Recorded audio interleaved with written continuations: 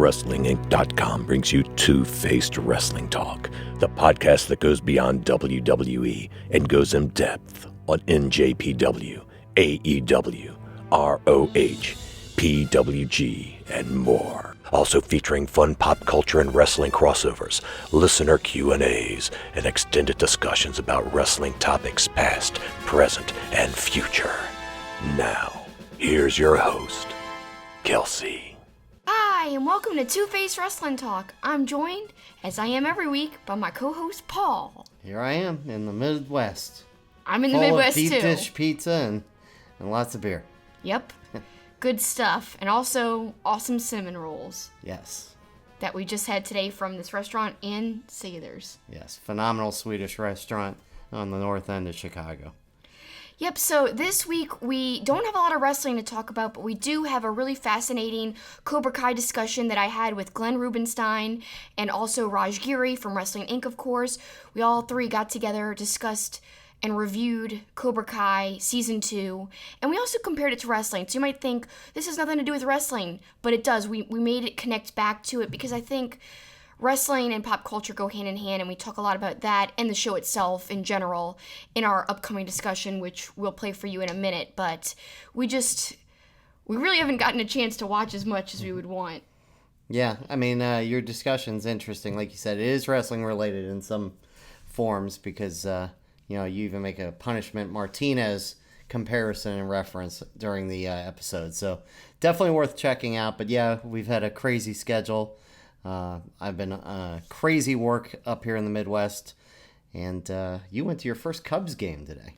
It was so much fun. I might be a Cubs fan now. I really liked it a lot. Yeah, she really liked her first trip to Wrigley Field. So, cool. Yeah, we've been crazy busy. I'm not ashamed to admit I've not seen Raw or SmackDown. Me neither. We haven't finished New Japan's final event at Dontaku. It's just been a crazy week. But we promise next week we're going to go full bore again. In fact, we are in the Midwest this week on top of all the work and fun we're having. We're going to 2 ROH War of the Worlds shows. We're going to drive up to Grand Rapids on Saturday and then back here in the suburbs of Chicago. And we'll be reviewing both of those shows next week. Yep, we'll give you our firsthand experiences, all the details that you want to know. And I can't wait to go to both of those shows. Really eager to see all my favorite ROH guys, because a lot of people don't talk about ROH, but we do. And that's something I'm really proud of, I gotta say. So hopefully there'll be a lot of cool things that will transpire. Only time will tell. But now, let me throw it to Glenn, Raj, and I as we discuss Cobra Kai. And just a reminder, if you have not seen Season 2 or any of Cobra Kai, this discussion does contain spoilers, so beware and stop watching now if you have not seen the show. Stop listening now if you haven't seen the show. So please take a listen. Here's what we had to say. Thank you.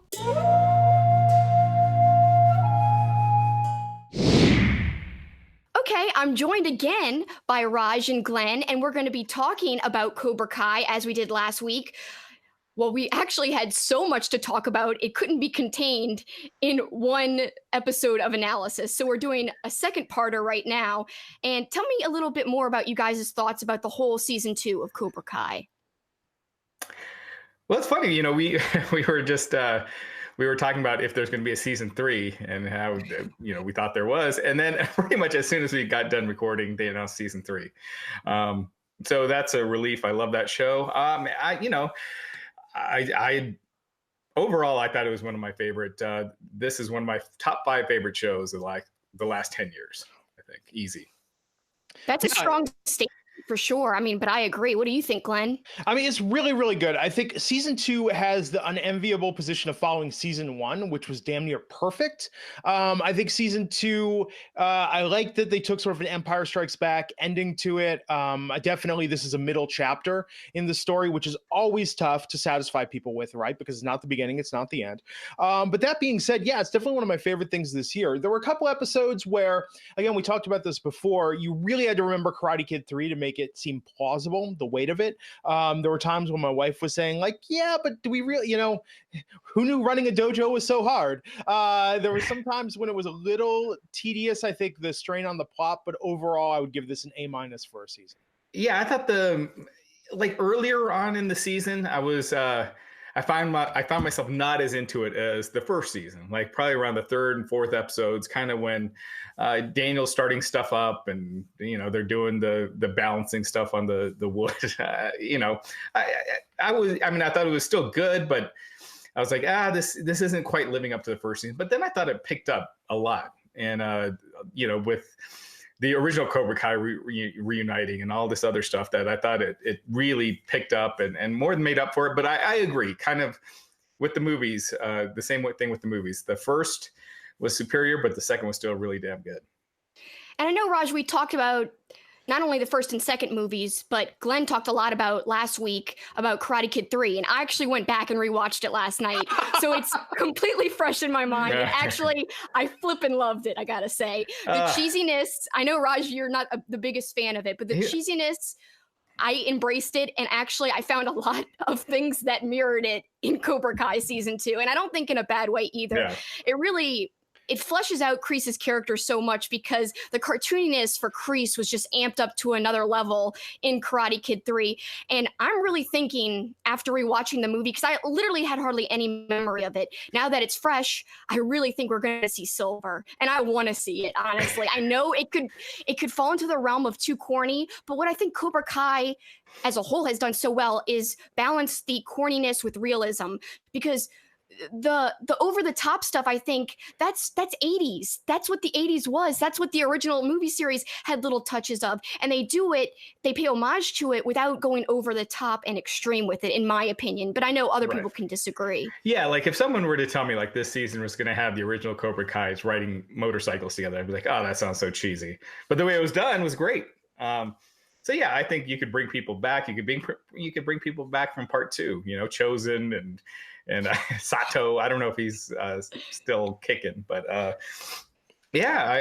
think bringing Terry Silver back, that could work. But just my thing with the third, and it's kind of like how WWE books baby faces, is Daniel is kind of unlikable the first half of the movie.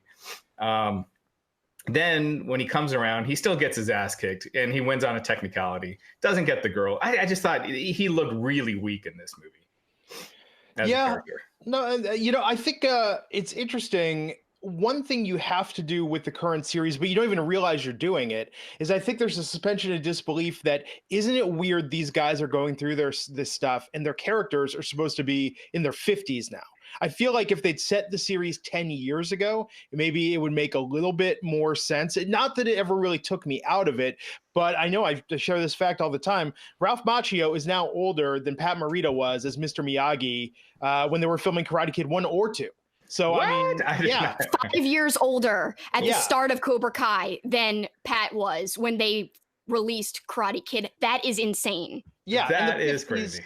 Being 50 years old, 50 plus, isn't what it used to be. I mean, I watch a lot of old media from the 80s, and I see people in their late 20s and 30s that I think look damn near retirement. So I think that aging is different now. But yeah, it is kind of weird that Johnny and Daniel both had children late in life. All these guys are going through these things, as they're approaching retirement age. But it never took me out of the series, except occasionally when I would just think that and say, this is kind of weird. There were times when the old men were fighting where they looked their age, they had a Daniel Johnny fight in the season, which I was still into it. I thought it was great, but as far as action goes, they didn't look like world beaters by any means. Or the Kreese Johnny fight. I mean, it was. Kreese is in his 70s now. I mean, but for that he looks great, right? I mean, right. Yeah, but it was that fight looked like it was in slow motion, but. It as far as the story went, it fit in.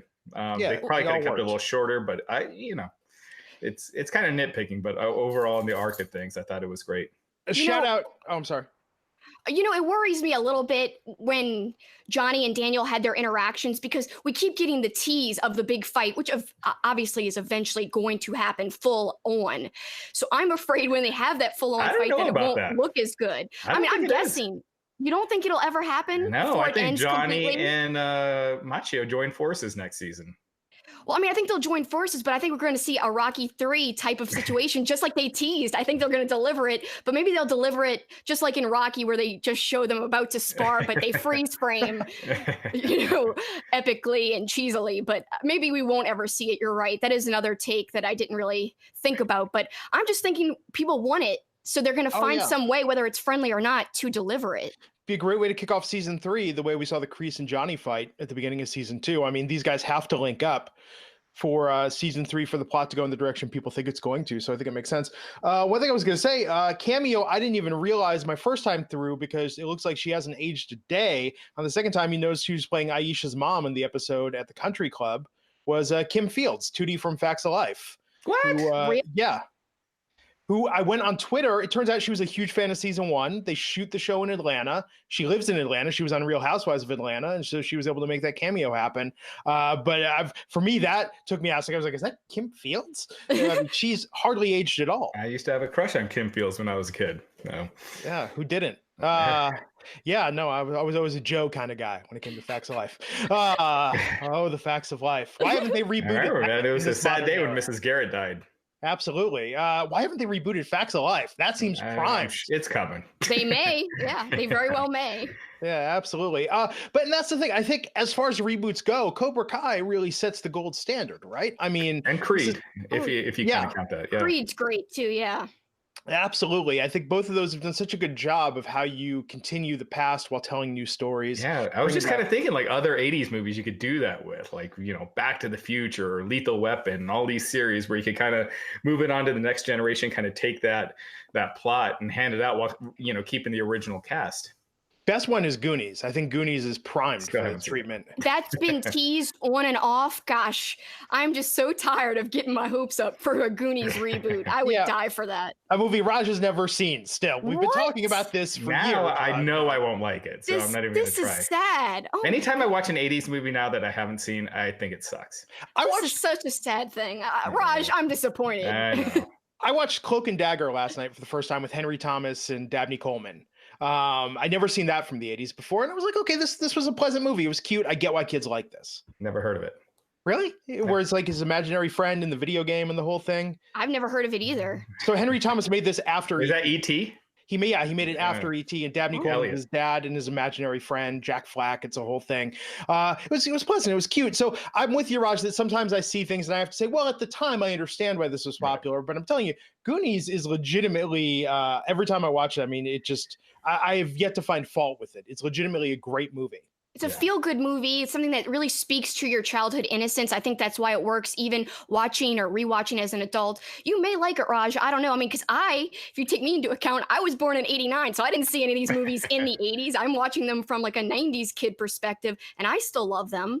Yeah. And I really think that there's something to really attach to with these types of things. Like even The Karate Kid, totally not my generation, but there's a lot of themes in the movie that I think are still relevant today, and I think are still awesome today. If you push aside all the 80s references and the 80s cheesiness, I think there's still the core of a great story, of a wrestling underdog story like you referenced, Raj.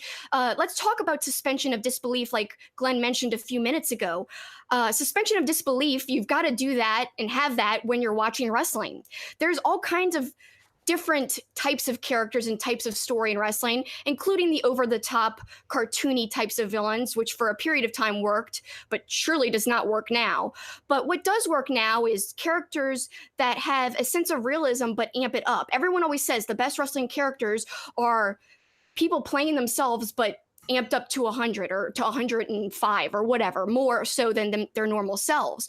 So I think if you look at Cobra Kai like that, it's based in realism, but a lot of the story and the elements of the characters are amped up to another level, to where it is a little more cartoony, but it still works because it still has its roots in realism, in my opinion. And just like with wrestling, you've got to suspend your disbelief, and I think it's easy to do that.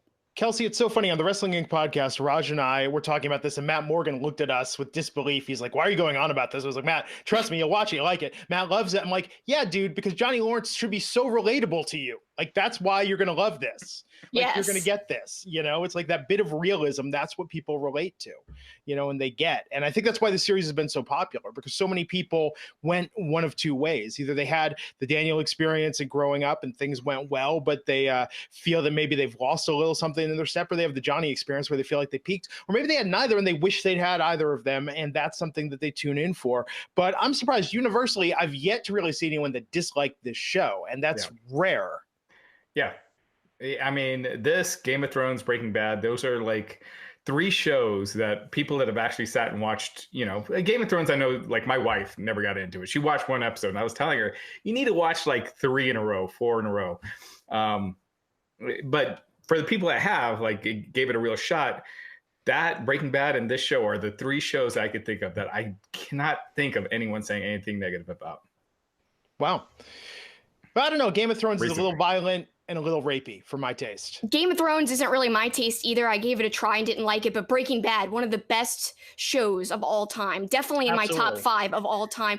Everything is so well done. Much like Cobra Kai, of course, the overarching story is there and the long-term storytelling is there. And we not only talked about character last week, but we talked about storytelling and how Cobra Kai did that right. But we also talked about how wrestling could use a little bit of that, a little shot of that into it, at least specifically WWE. I feel like New Japan Pro Wrestling is a lot better at long-term storytelling. You could almost compare it to a TV series like Cobra Kai a lot more so than WWE.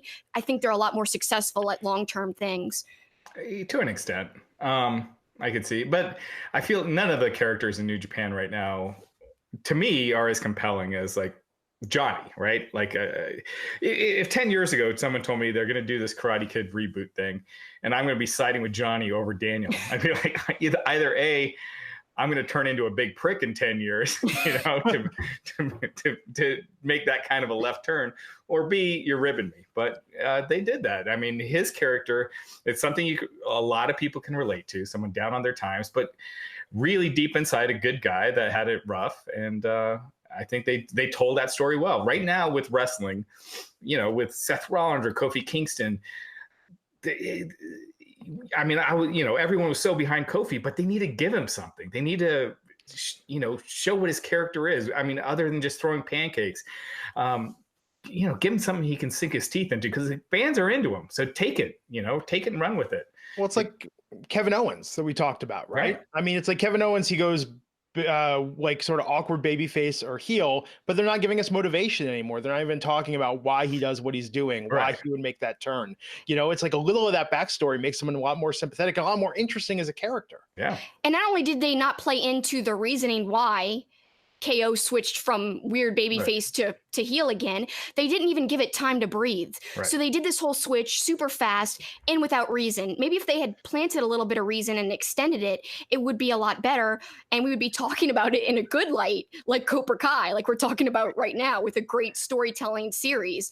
Another thing that I think Cobra Kai has done so well is the homages. We've kind of referenced them a little bit today and also in our review and recap last week, but so many, after rewatching Karate Kid 3, I see it so much more now, all the references, including like the season opener. We've got Johnny and Kreese with that fight, in the dojo. And then I think Johnny gets thrown into the mirror and it breaks. Same kind of thing happens in Karate Kid 3. They're sparring in the dojo and Silver is there, and someone gets thrown into the glass yet again. So I just think that's kind of all very epic, and a lot of connections. I mean, we see the cars, we see the Medal of Honor, all these references. You talked about last week, Glenn, Tommy, the comment, and how he winds up in a body bag, just like he said the line from the original movie. So many awesome homages, but not only to the original series, but to 80s movies and the 80s in general. I mean, we had that great dream sequence where Johnny was dreaming about Carmen and stuff, and so many more. I'll let you guys talk about your favorite references from the show, but I think wrestling sometimes does that very well. I think the best wrestling matches can subtly or sometimes blatantly actually reference really important or famously historic past matches. Like I kind of saw a reference to Hulk and to Rock in the Aldis and Cody match from All In. I kind of had that feel at the beginning. So I feel like good wrestling can do those homages just like Cobra Kai did successfully. Well, I'll tell you, I thought Hawk, what a way to make him the villain with stealing Miyagi's Medal of Honor. So people famously maybe don't even know the trivia of this. So Pat Morita was nominated for Academy Award for Best Supporting Actor for 1984 for that. And largely it's thought of on the back of that scene where Miyagi explains his history in the war, the wife that was in the internment camp that lost their child in childbirth. He was so great in that. Oh, it's an amazing scene, right? Like that's when I still watch it. I still am like, don't tear up, don't tear up. And I'm like, God damn, I'm going to start crying again.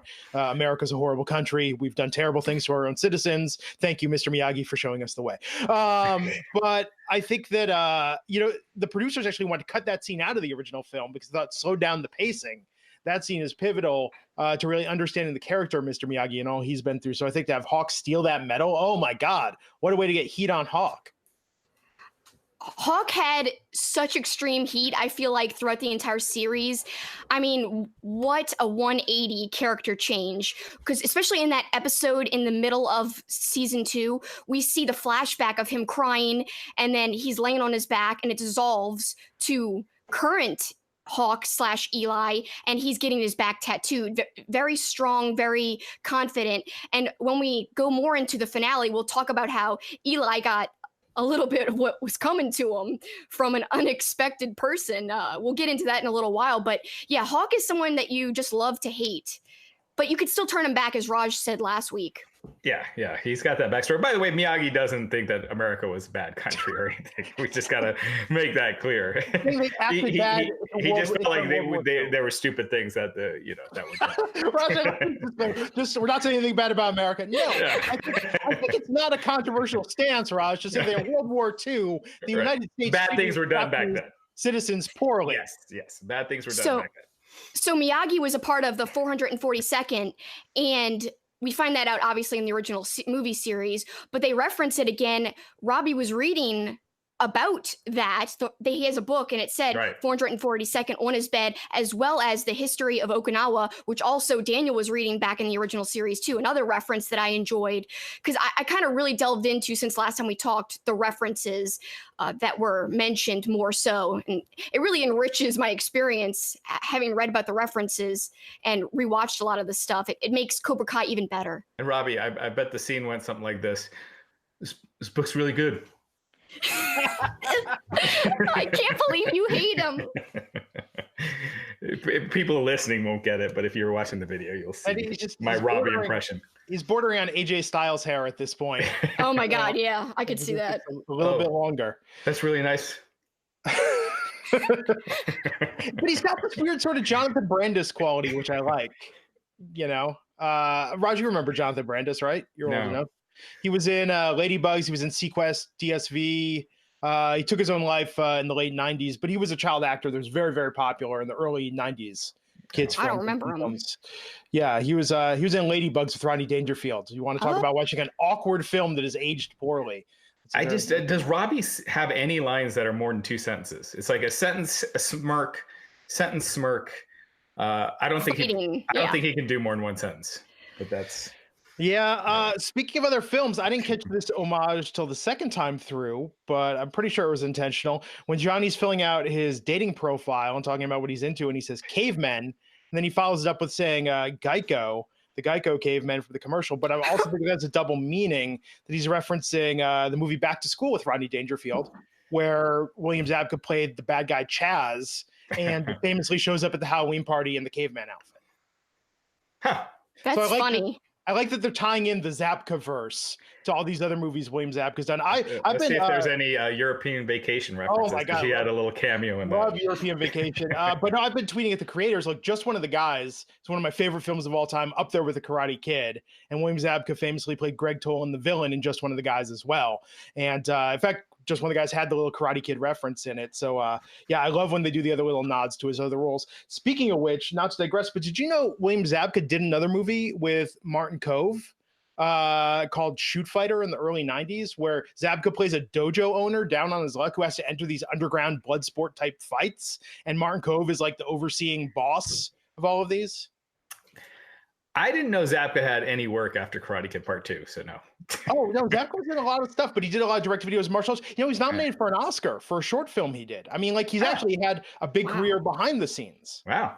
That's crazy. I didn't know that. Great facts, Glenn. Yeah, no, How I Met Your Mother brought him back to acting. Right. Oh, that's cool. That's really cool. And another cool reference that I liked, you mentioned little, like, tiny details, like when Johnny was filling out his dating profile. Another funny scene with Johnny where he's just discovering the internet. I love that montage, by the way, because that is another homage to the 80s. Great scene, because he's looking up right? he's looking up all these like 80s things he loves, like music videos, like random movies. And one thing he watches is a Chuck Norris film, and there's this big rumor that's actually apparently not true, that Chuck Norris, turned down the role of Kreese. So it's not true, but they still showed a Chuck Norris clip in that whole scene where Johnny's just discovering the internet. I thought that was kind of funny. And I read about that. I love that one of the first things he types is hot babes, because I think any guy in their, back when they were in their teens or early 20s, when they first got on the internet, that was probably one of the first things they searched. But with William Zabka, I thought in the first season, he seemed a little rusty the first half. Like he didn't seem completely believable, but because of the nostalgia factor and everything, it still worked. Whereas this season, I thought he was completely in his character the whole way through. Like, I thought his performance was a lot better as an actor in his character this season than last. I could actually agree with you on that for sure. I thought it was really multidimensional this season, the second time around. Obviously, that comes with getting back into it, getting comfortable with the people you're working with, and just the setting, the environment, the script. So I think, the performance definitely was better. And I know I don't want to keep going on about references, but I do want to say one last reference that directly relates to wrestling, because, of course, we are talking Cobra Kai, but we still want to relate it back to wrestling, because I think wrestling and pop culture, as Glenn said last week, they go hand in hand and kind of are tied together and are woven around each other. So my last reference that I picked up on, and I kind of read about this a little bit. So there's pictures on Daniel's wall of all these old senseis and, people from the Miyagi family. And there's one picture that's the actual real Miyagi. And I'm just looking at my notes so I get the names exactly right. So Jun Miyagi is one of the pictures on Daniel's wall, and he's actually the founder of Goju-Ryu. Goju-Ryu is an Okinawan style of karate, and it actually means hard, soft style. And all that's really interesting. That's great karate history. But I actually interviewed a wrestler who was trained in that exact style of karate. And it is Punishment Martinez, who is now known as Damien Priest. And he actually was trained by his father. They owned a karate school, but they had to sell it when they moved. So then he decided to pursue professional wrestling. How cool is that? Maybe Mr. Miyagi could have actually been a professional wrestler if things didn't work out with his bonsai store. Wow. Later in life, but he would have never done that. But still, cool connection there. Martinez, he was actually, in my interview with him, he told me he was a 2-time national champion in full contact fighting in New York. So that's pretty neat. I thought that was an interesting tidbit. Look out for him in NXT. Hopefully, I think the name change is not that great. I didn't like Punishment Martinez, but just Punishment would have worked. I'm not really a big fan of Damien Priest. But Damien Priest, I think if it's done right, there's kind of a cool. It kind of reminds me of Aleister Black. It takes a little bit to get used to it, but when you do, when he was Tommy End and Aleister Black, it took me a little bit to get used to it. But once I did, I really liked it. And Damien Priest is growing on me. It's not a babyface name. It's not something you could chant, but you could see that having that darkish aspect without being way over the top. You know what I mean? It just seems like a direct reference to The Exorcist, because the priest in The Exorcist is named Damien. But that's all I think about when I hear Damien Priest, is the priest Damien from The Exorcist, but who actually is like the hero basically of the movie. So I think that's kind of interesting. Someone brought up to me with Baron Corbin that on the periodic table that Baron and Carbon are right next to each other. And so that is funny. So that's probably where someone might have gotten that. I That's would actually love to be in clever. these meetings. Do you think the WWE has like one person now who oversees this? We get a lot of feedback about Get the insight. names? Well, we get a lot of insight into how stories are broken in the WWE. I've never heard a lot of stories from the naming department and how this works. Speaking of which, both of you, and we'll talk offline, but we got a couple interviews with recently released WWE talent. So any business, questions like that, let me know and we'll make sure to ask those. But usually what they do is they have the wrestlers come up with like a list of names and then they pick from those. Like Daniel Bryan famously, one of the names he suggested was Buddy Peacock for his character. But And then Brian, Daniel Bryan was another, and obviously that won out. But yeah, usually it's the wrestlers coming up. Yeah, Damien Priest sounds like the character in the story that's the CEO of an evil corporation who turns out to be a vampire. Yeah. I like that. Yeah. Speaking of wrestling, we did get the cameo in episode 2, new Cobra Kai students. Apparently, they don't watch current wrestling in the Valley because the kid's wearing one shirt that says WrestleMania, the other shirt that's the Ultimate Warrior symbol, and that's it. And how cool are those shirts? It's like the old school shirts are way cooler than if they were wearing like a burn it down shirt. Not as cool. No, it's not as cool. And I love Seth Rollins, but yeah, I'm a hugger. Yeah, I mean, right. I mean, they would get kicked out by Kreese for that. Right. You like hugs? No mercy. Get out of here. Hey, I love the wrestling reference though. Gotta love it. That old school WrestleMania shirt. I want that. I'm sure you can find them. That's what he looks like, one of those fake ones. It's too easy to find. They sell at Walmart. Yeah. I mean, all the Reseda stuff really just reminds me of PWG. Obviously, old PWG because they're not running out of Reseda anymore. But every time, and this is just because I haven't watched The Karate Kid in years. So growing up, I never thought about Reseda. But now, rewatching it now with such a wrestling-focused mind, I'm like, oh my God, PWG. That's all I can think about. How far away is PWG from Cobra Kai? Anytime I hear Reseda, I think of Karate Kid. Absolutely. And I don't know if you've ever been there, but I mean, that's really accurate. You drive around there, all those apartment complexes that all look roughly the same, hundreds of them down there, so like broken up by CVS's and Del Tacos. Like it's very, very much as depicted in the movie. Not the nicest part of Southern California. And that the South Seas, is that what the apartment complex that Daniel used to live in, that Johnny lives in now? Whatever that place is, it's still there. Yeah. Yeah. Yeah, it's interesting. Although it's not supposed to be the exact same one that Johnny's in. It's one that's similar. Because remember the beginning Karate Kid Part 3, they were tearing down the one Daniel was in for something, which killed my theory. Because I have a theory, rewatching the original Karate Kid, that Mr. Miyagi secretly owns that building. Because we learned that he's wealthy, he's got the palatial estate. Oh. It almost makes sense that he's doing his own handyman work, but he doesn't want anyone to know that he owns it because they're going to just complain to him even more. You know? How could he afford all that? I mean, you look at the Miyagi estate, you look at all those cars. That seemed like a maintenance man's salary wouldn't pay for all that. Yeah, he's got money. Although if you look in the first one, isn't there an oil pump on his property or near his property? People have speculated he had money from that. But I love that they recreated that. So that's not a real location. They had to rebuild that entire thing for Cobra Kai Season 2. And I thought that was the part that got off to a bit of a rocky start. And it was storyline-wise, it was supposed to, with Daniel reopening Miyagi-Do, attracting students. That was the part where I was like, well, they're really spending a lot of time on how's Daniel going to attract these students? What's he going to do? Yeah, that's exactly my point when I was saying, like, I wasn't quite as gripped at that point, in the first few episodes as I was with the first season. Yes, and I'm bummed we didn't get to see the ice thing again at their showcase, Valley Fest. I loved the showcase scene because, I mean, it just showed you how much cooler Cobra Kai was coming off than Miyagi-Do. And, I mean, that's just natural. Obviously, people were gravitating towards Cobra Kai, and they're the more flashier, more fun-looking dojo for sure. But another cool thing is the dueling set of commercials when Daniel's trying to attract people to his dojo. One, it's free. Of course, no wonder his wife's not happy. Just doing it for free, neglecting the family business. No wonder she's so upset with them. But I think that his commercial really subtly was really well done. I love the whole snake in the grass thing that got the Cobra Kai kids mad to do the dueling presentation at the event. But I also didn't know, but I read this and I rewatched the scene and I found out that I think it is a tree. So when Johnny made his dueling commercial, he kicks a bonsai tree at the end. I didn't know it was a tree. I just thought he was kicking something random. But apparently, Johnny is kicking at the end of his commercial a bonsai tree. Kind of a subtle dig at Daniel. Pretty neat. Yeah, it's interesting, that balance that Johnny talks about later in the season, how to still be badass but have honor.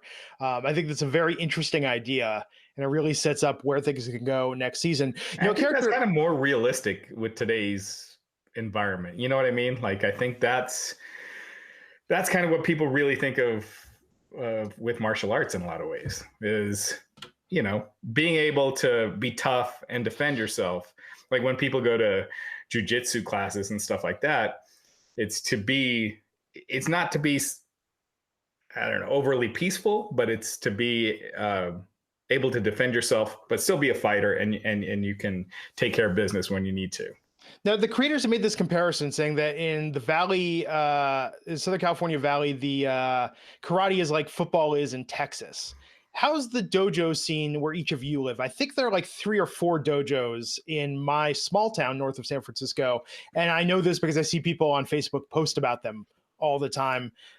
How is it where you are in Colorado, Raj? You see a lot of MMA. You see a lot of like jujitsu, MMA schools taken over as opposed to karate. You don't see much karate as much anymore.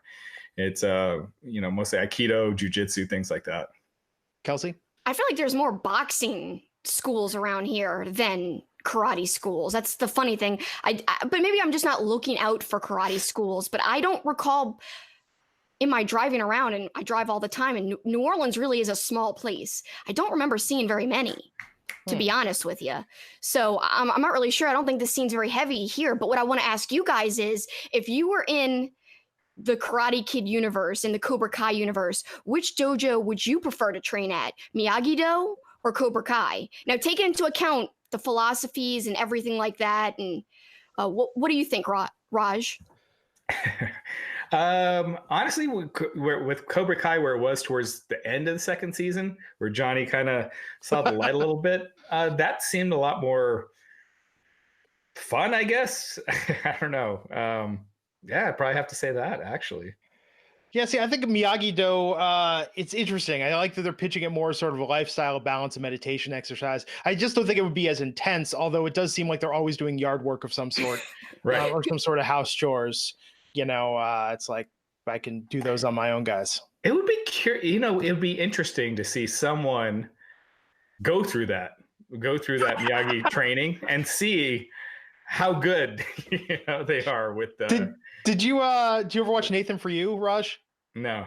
So he has business ideas that the whole episodes are centered around, and he has one that's called The Movement, and it's about how like moving things is going to like get you in shape, and he tries to do this exercise course around moving people's houses and storage units and whatnot. That's what it reminds me of, And that probably does, because you look at guys that grew up on the farm like Brock Lesnar or an MMA Matt Hughes, and just how naturally strong they are from the moving hay and whatever it is that they're moving around as a youngster, but they just got that insane power. No, but that seems like something an aspiring BuzzFeed writer or podcaster maybe should do, is the idea of like, I tried to do the Miyagi-Do training system for 30 days, and this is what it taught me. Yeah, just painting the fence over and over and washing the car. Floors, do that. Like, that would be that would be huge. I see wheels millions turning. of views on YouTube. I see wheels turning in Kelsi's head here. Because I honestly think if I painted a fence and sanded the car, like the floor, and waxed the car, I honestly don't think I would be any good at karate. That's why you need 30 days. It would hurt your wrist too, like the way they do it. Gosh, yes. It's a lot of wrist flicking.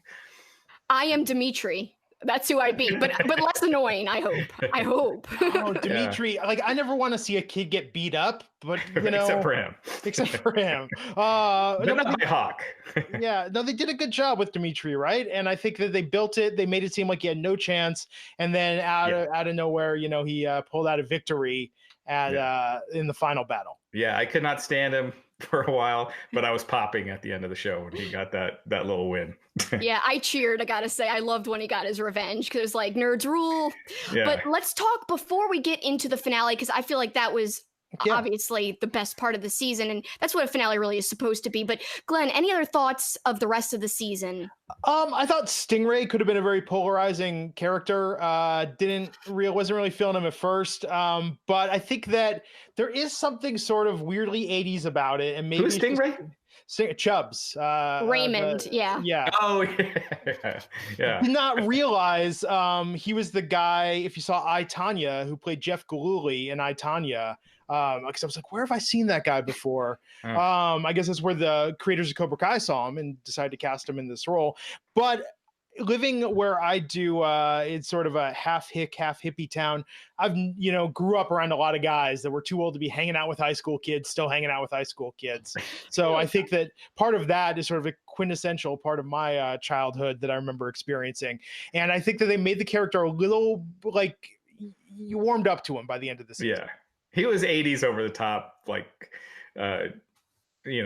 comedy, comic relief, but it worked. I liked him. I'm with you, Glenn. I liked him at first in that Home Depot. Then he was starting to get on my nerves, but by the end, I like that character. So I agree. The day he got that Stingray, that's the day I liked him.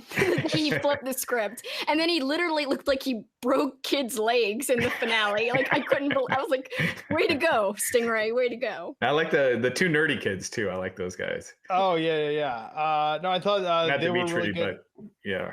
The ones that were carried out by the little ones, the security at the end. No, I thought that was good. And I think I would have liked to see them give Aisha a little something more to do. She's gotten in a lot better shape between seasons. And I think that her character... Aisha, Sam's best friend or old best friend. Oh, right? yeah. I like her. Yeah, so I think she took a backseat with Tori joining Cobra Kai. But no, I mean, I like all the characters of this. You know what I love? They listen to the fans more than the WWE does, because we only saw Daniel's son in one scene at the beginning and one scene at the end, and they shipped him off to summer camp the rest of the show. Thank God. I the don't, worst part of season 1. I don't like him very much. Yeah, no, that kid sucks. I mean, they're so focused on Sam and like her, like doing the right thing and being a good person, hard on her. But I guess the son can do whatever he wants. He could be as rude as possible. He could order expensive electronics and not get in trouble. What is wrong? Why do they not care? But you know what, though? Kids are more likely to end up like him than Sam. That's true. And that's in sad. this day and age. Yeah. Yes. I amend my list. Daniel's son. Add him to the list of children I'd like to see get beat up. Maybe season 3. Let's hope maybe just kicks the crap out of him.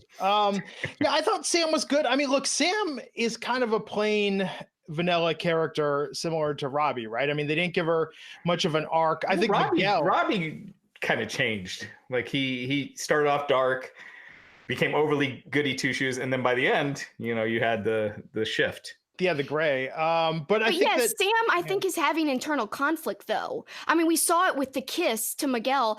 Yes, she was drunk, but I think there's something internally going on with her. She's trying to find herself. She doesn't have many friends. I mean, yes, she still has Moon, but like her life's in turmoil. It's upside down. So I think we're going to see a little bit of a change in season 3 in her, because she's obviously torn up. And we'll talk more about the finale in a second, but I still want to hear you guys' favorite scenes before the finale. But I think we're going to see more from Sam. So give her time, I think. But Glenn, what were you saying? I'm sorry. I think Miguel is such a good character.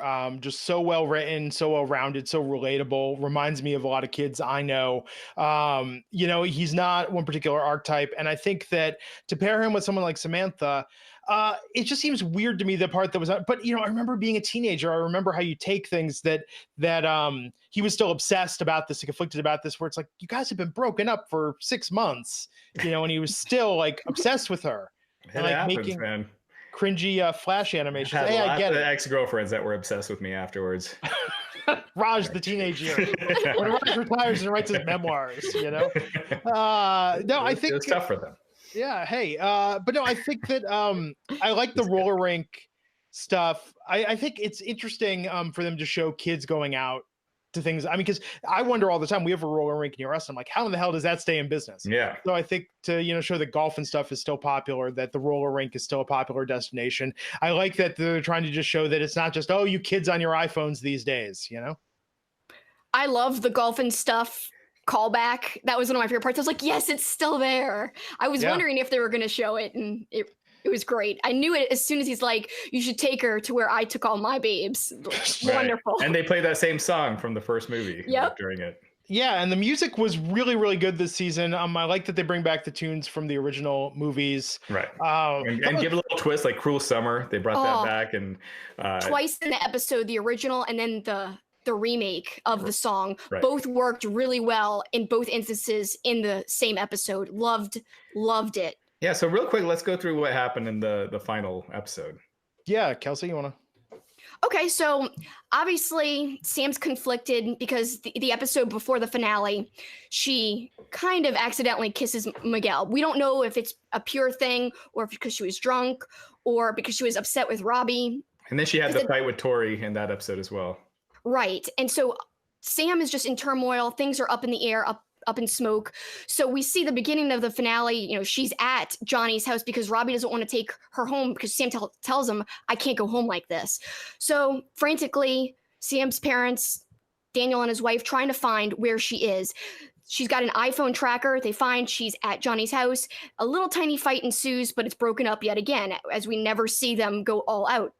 And then Robby ends up staying with Johnny. Well, that's why he went to his dad finally, because he decided to stay with him. So they all go to school, and Tori, who saw the kiss in the previous episode between Miguel and Sam, is like, she goes over the intercom and says, "I'm coming for you, Samantha. I'm coming for you." And she exclaims, of course, she calls her a witch with a B. And basically they meet out in the hall, and it doesn't just turn into a fight between the two girls, the two main girls, Tori and Sam. It turns into a fight between the two dojos. And that's what I think is the best fight scene of both seasons. I love that fight scene so much. It's so epic. But of course, at the very end, I thought Sam was going to be the one who goes over the railing and hit the stairs. I knew somebody was going to hit the stairs. I had a feeling you could feel the tension because they were showing angles with the rail. The way they were shooting it, you could tell like it was dangerous. Right. Something was going to happen. I really thought it was going to be Sam, and I thought like that would just be Daniel's downfall, like his mental downfall, and he would actually almost turn to the dark side completely. But no, it was Robby and Miguel fighting, and Miguel has a moment where he remembers what Johnny was trying to teach him, to know the difference between mercy and justice and fairness. Yeah, so Miguel had him beat, basically. Had him down. Yeah. But he didn't continue. He held back. He showed mercy. Right. But Robby took advantage of that. And this is what you were talking about, Raj, at the end of our conversation. Robby showed a dark side and kept beating up Miguel, and not on purpose, but he caused him to go over the railing. Miguel hits basically his neck and tumbles down the railing, tumbles down the stairs, winds up in the hospital. Carmen's mad at Johnny. Carmen is Miguel's mother, of course. And they had just kind of started dating her and Johnny. Right, exactly. And so that relationship's gone. Johnny, basically, his relationship with Miguel is probably going to be severed or tough. He doesn't know if Miguel is going to recover, and he really loved him like a son. Robby, we don't even know where he is, where he went after he hurt Miguel.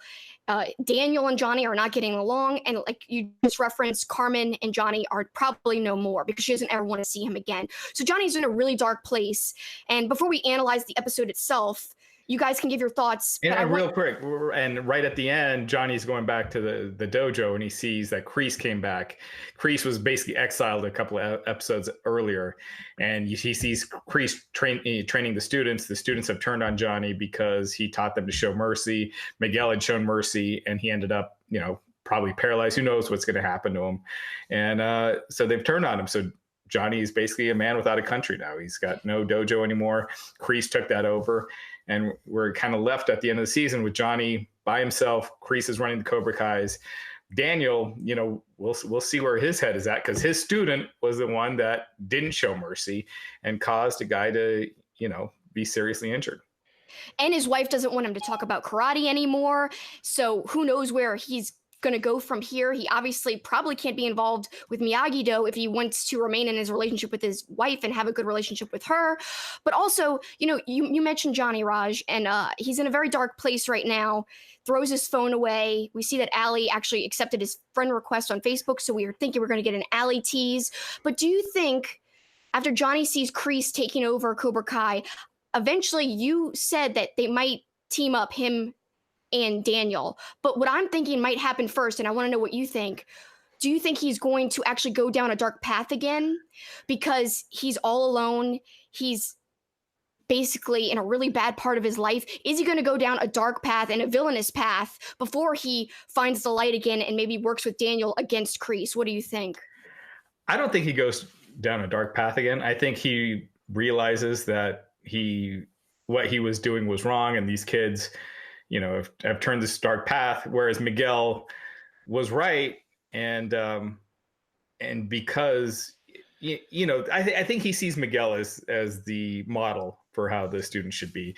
And I think Allie, the call was, I don't know if it was because of the Facebook request that was done earlier in the season, or if it's because she found out that, Glenn had floated that theory about Tori being her daughter. Maybe she found out that Tori had joined the Cobra Kais, and that's what that call was about. So I think I could see something there as far as Tori being the daughter.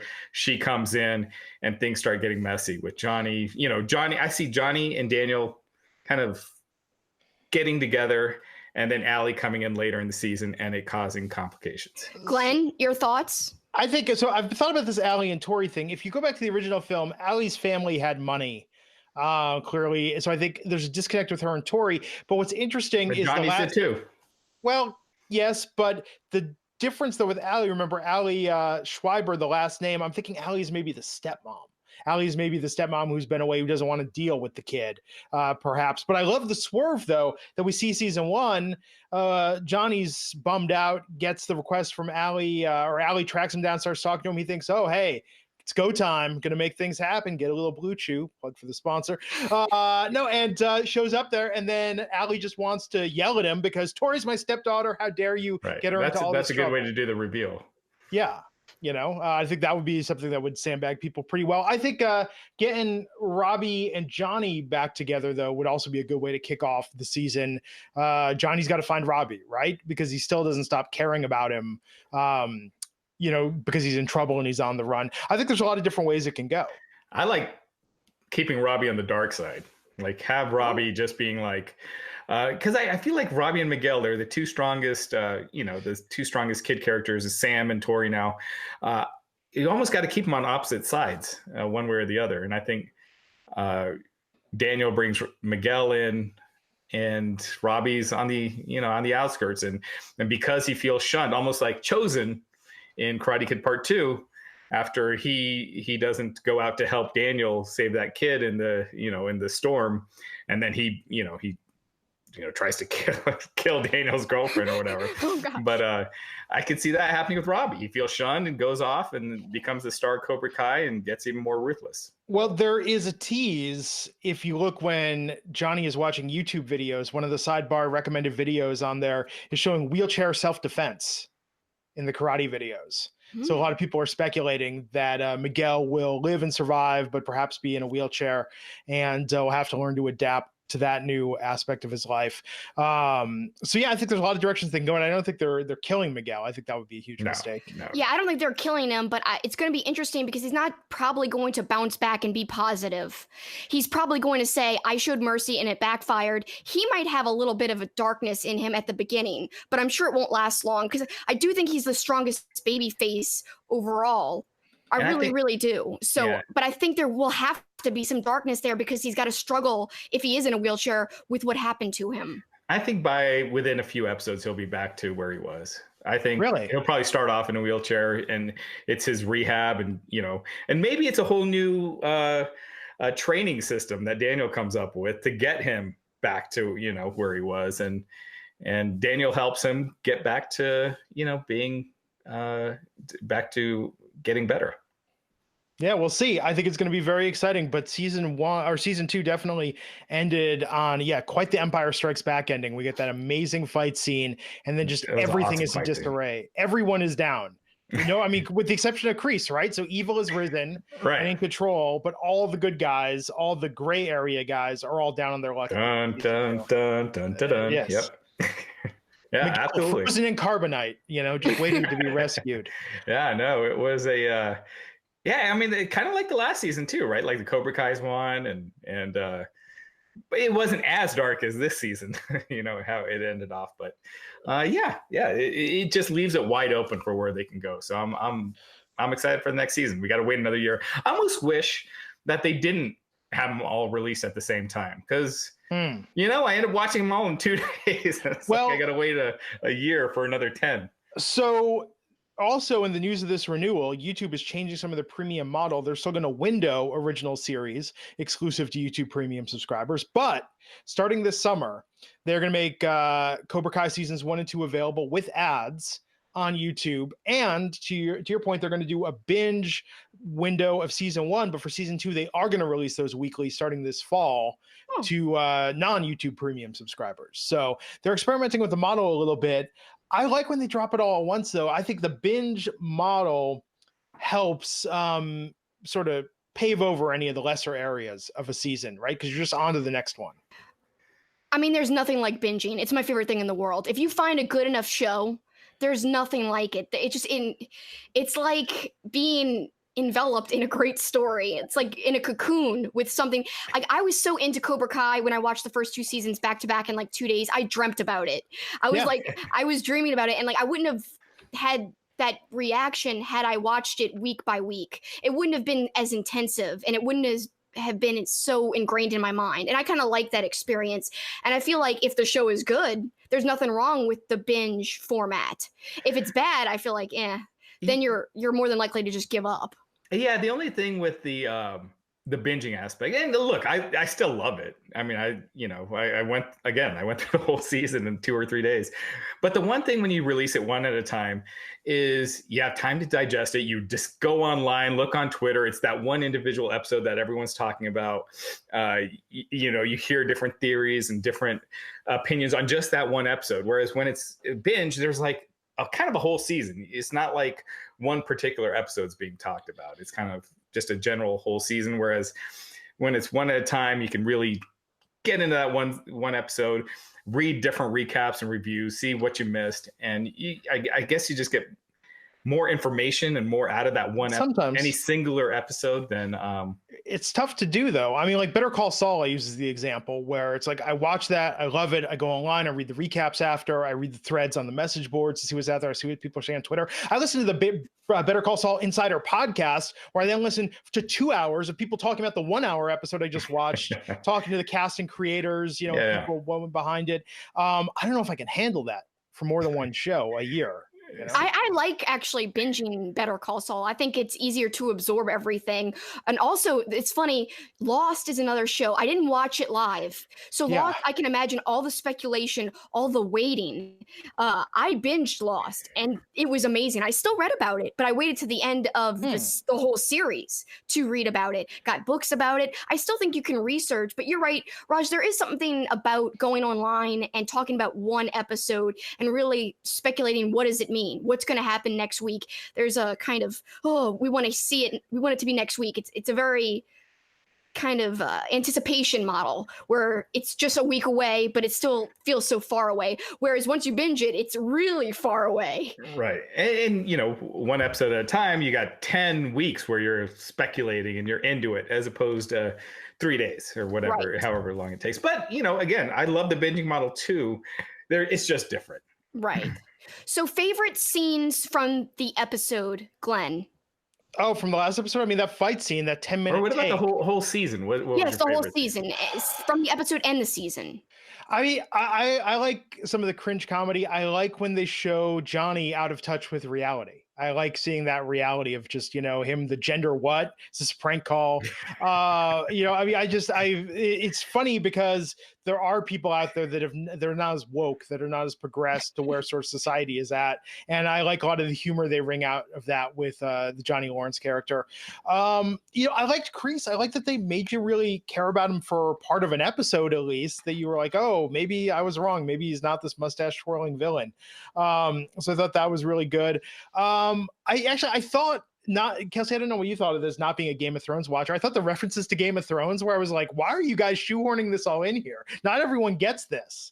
I don't know either, but as someone who hasn't watched it, it still made sense. I mean, I can understand from what ended up happening. Exactly. Yeah. But it's like, why do they want to plug Game of Thrones so much? Yeah, it kind of dates it though too. Show. It's like not a movie. Show. Well, so it's also not a competition. Well, it also dates it though, right? Because I think that something isn't timeless when you're like specifically referencing the time period it's in. And again, I think if this had taken place 10 years earlier, it would make a lot more sense character motivation wise than the age that they're at. You could watch this 10 years from now and it still stands still, but that reference kind of takes you out of it a little bit. They won't. Yeah. Right. I get what you're saying. But I like the stuff with the kids. I think it's a tough balancing act, right? Because I would watch a show that was literally just about Johnny, and Johnny's in every scene. Strangely, I don't know how I would feel a show about Daniel if Daniel was in every scene. Yeah. I don't know if I could hang with that. The kids, I like it. I think they're doing a better balance of what Degrassi The Next Generation did when they brought the older characters on and the newer characters. Cobra Kai is doing like the better version of that and how they're balancing the stories. But I think, remember, the show is called Cobra Kai. I think Johnny should be in at least half the scenes in the show. I love Degrassi. I can't believe you just referenced that. That's awesome. Yeah. I really loved that show. Yeah, no, fan of the original, fan of the reboot. In fact, I'm not going to Toronto for a Degrassi Palooza next month, but I did go to a screening a year or two ago and got a great photo of me with Joey Jeremiah and Snake, which was fantastic. Oh, But that's yeah, incredible.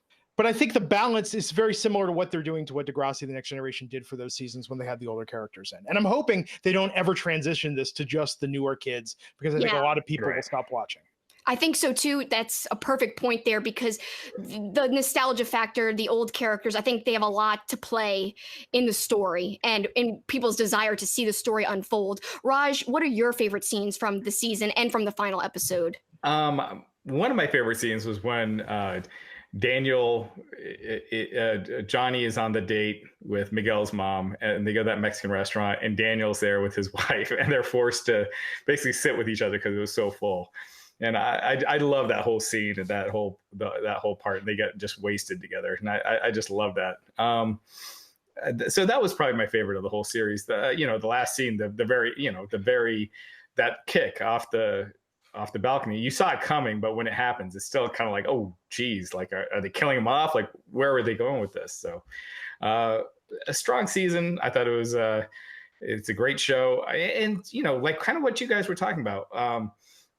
When you hear about a reboot and you hear that their kids are going to be involved, you kind of think that it's going to be focused on the kids, but it really wasn't. And No. Johnny and Daniel were the stars of the season and last season. They were the focal points. I find Johnny's character way more interesting than Daniel's on the show, but they're still both strong. And then they make the kids entertaining too. So big thumbs up. I can't wait for season 3. Me too, and I'm so glad they officially announced it just this past week. Really pumped up and amped up for it. And I think my favorite scene was actually the cement mixer, how the kids had to get in it and to make it turn, because it was visually just so visually striking and neat looking, with the way they were filming from within the cement truck, looking kind of towards the opening, and just seeing them struggle to push it and them actually work together and get it done. And although Kreese was involved, you could see his like evilness working from the outside. It just all really worked really well. I liked that episode a lot. I liked when Johnny paints his car black and they've got the AC/DC song playing, Back in Black, and just, that was one of my favorite scenes too. And of course, in the final episode, really the fight scene I think was probably the best fight scene in the whole series so far. Hopefully they can match it. You guys were saying that season 2 is in a tough spot. Honestly, season 3 is really in a tough spot. I love Return of the Jedi, but a lot of people think it's, the least good out of the original Star Wars trilogy. So hopefully people don't think of the 3rd season of Cobra Kai that way, but because I think it's got a lot to live up to, whereas the 2nd season had a lot to play with from the 1st season, especially with Kreese just coming in. Who are they going to introduce? How are they going to handle all this changing stuff? There's stuff to work with, but just hopefully it can follow up those first 2 great seasons. No Cobra Kai Ewoks.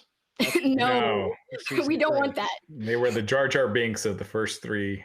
That Yub Nub song was kind of catchy though.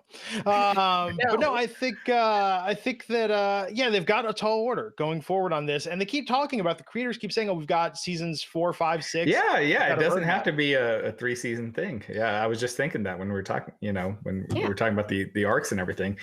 Yeah, what season does Daniel's wife leave him going like, "You with this goddamn dojo"? I mean, that is all he's talking about. I'd be annoyed if I was her too. I mean, all he keeps talking about is the dojo, is karate, is his old feud. No wonder she's so upset. But I feel really bad for her and for him too. I hope they stay together. And if she's upset with him and then Allie comes in, there's a lot of different ways you could go there. Oh gosh. Oh geez. You're right, Raj. Oh geez. Place, but Daniel was talking about Allie in this last season and his feelings for her to his daughter, and wouldn't go too into it, but it was referenced, which makes me think that it's going to be used later on. Yes, and he references the girlfriend Judy back in New Jersey. Right, from the very first. From the very first. So you see someone actually. No, she is actually. She's running to the car. You can see him say bye, Judy. Right. Yeah. You can hear it a little bit. Yeah. I've seen that movie so many times. I think she's like in a red shirt and jean shorts if I recall correctly. I think she's wearing a red shirt. Yeah. Yeah, running towards the station wagon while they're taking off. You know what I never caught to the last view of the Karate Kid was that the keychain was Miyagi's dog tags. And I actually tried to freeze frame it in the first one, but you can't quite make out what exactly it says on it. But yeah, it's just little details, right? It's like you don't notice until you really, really start paying attention to everything. Wow. We went long here, guys. Yeah. We really did. So any other closing thoughts, you guys?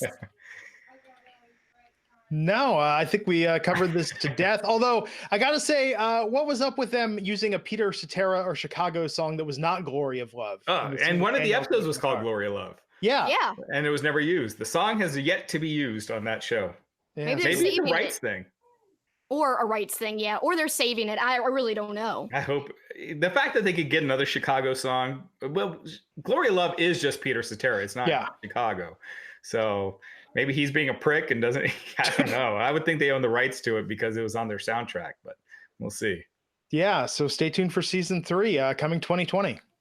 Yeah, we'll eventually talk about that, I'm sure, whenever that comes up in 2020. I hope that would be a fun discussion. But thank you guys for joining me to discuss Cobra Kai. Fascinating discussion, great insights from the both of you, and appreciate your time. Here's to 2020. So I want to thank Glenn and Raj for joining me. I had a lot of fun talking Cobra Kai. I'm so happy that they included me, and I think it was a fun conversation. I hope you guys enjoyed it. And I know I enjoyed the series Cobra Kai, so I'd love to know you guys' thoughts. Tweet at me at SuperKickingIt. Let me know what you thought about Cobra Kai. SuperKickingIt. And again, I know we didn't talk too much wrestling, just me and Paul this week, but don't worry. Next week it's jam-packed. Yep, we've got... We'll look back at Don Taku because obviously by now most everybody knows what happened, but we'll just put in our 2 cents on that. Best of Super Juniors getting underway. We will talk about it again, the 2 shows that we're attending here in the Midwest from Ring of Honor War of the Worlds. And Money in the Bank is coming up as well. We'll look forward to that as well. Yep. And maybe we'll even fit in, not next week, but soon, a PWG Rewind. Yeah. Because I love doing those. Yeah, that's coming again soon, I'm sure. Yep. Thank you so much, guys, for listening or watching if you're checking us out on YouTube. We really appreciate it. We know your time is valuable, and we can't say enough how much it means that you take the time to spend that amount of time with us. Thanks so much. But that's it for us. That's the finish.